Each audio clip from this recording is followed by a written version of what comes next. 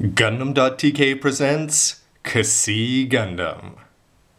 Hey again everybody, it's Robert184, 2Rs2Bs from Gundam.tk, which is GundamReviews.net. I am unboxing, or I finished that anyway, the GFF, Penelope, and Kusii Gundam, and now it's time to actually take it out of the package and put it together and see how it stacks up, both as a Gundam and as a toy. I'm not used to these things having a million twist ties on them, but gunpla nippers come in handy once again.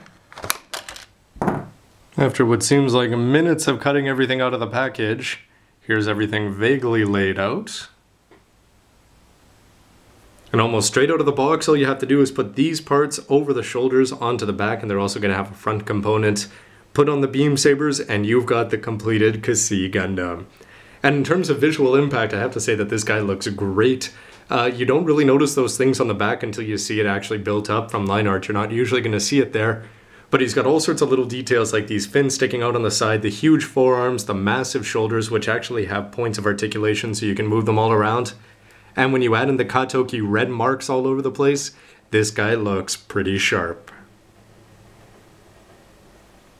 Here's a close-up view, and you can just see some of the details that are included right out of the package. You've even got lining in here. It's a very light gray. All sorts of color applications all over the place. The head is looking good with all those details and the very impressive and menacing looking V-fin. You can see the details there. Every once in a while you're going to notice that things are going to fall off, and this is something that if you built a lot of GFF, I suppose, you'll be familiar with, but anyway, I've just had the waist and the shins fall off so far. In terms of articulation, you can move that, which is just going to pop up the skirt. So you don't want to bring the leg too far forward, it looks like. You can bend it back like this, and you are going to get a 90 with the knee. The ankle is going to move well off to the side and front and back. So not so bad for lower articulation, just don't expect front forward kicks. Now the shoulders here, you can't expect them to spin all the way around because they've got this massive thing on here. But these parts are able to move, as are these ones. They're barely able to move here on the back. When you do that, that's going to pop off the beam sabers. The shoulders are going to go up like this. They'll rotate around, except the forearms are going to get in the way unless you're too careful with that. And you're going to get a 90 with the elbow. So articulation, not bad, except you can just expect a bunch of things to fall off along the way. To arm this guy up, you've got an extra set of manipulators here, and this one, they're just going to open up. They don't bend like plastic, but because they're relatively soft, you can just sort of squeeze them into place. You'll pop off the forearm over here, and then pop off a plug that's holding it in, and then just attach the shield on with this ball joint. And fully armed, he's not going to change all that much in appearance. The shield is good because it's oversized, which is pretty appropriate for this ridiculous overpowered Gundam. But over here, the beam rifle is going to come across as being very small and very weak and almost completely ineffective compared to what seems like the rest of this armed monster.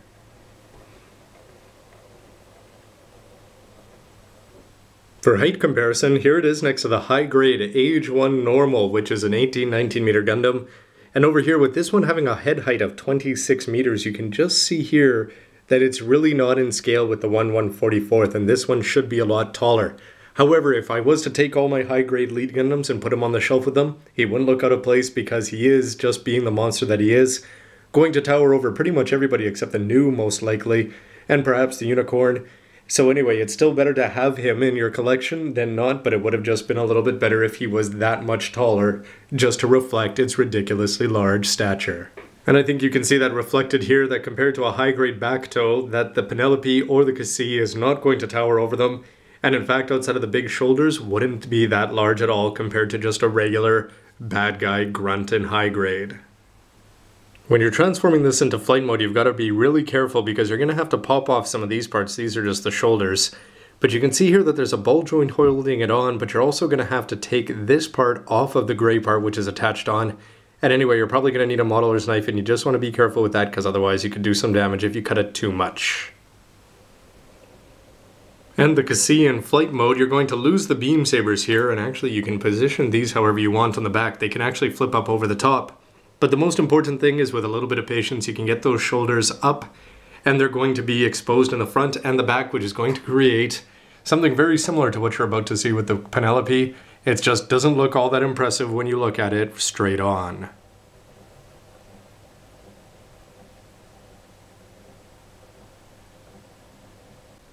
I'm going to wrap up my look at the Kusii Gundam right here, but I have to say that my impressions of it are overall quite favorable, and that's mostly just because I love this MS design.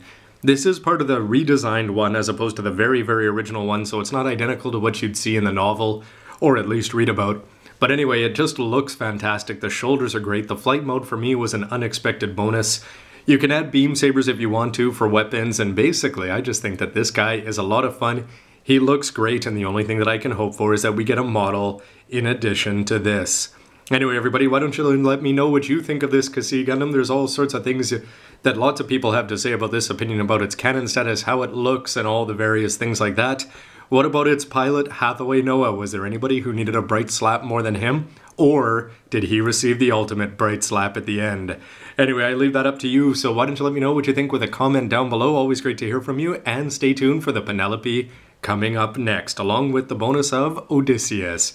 Thanks for watching, everybody, and stay tuned for a few photos. Bye.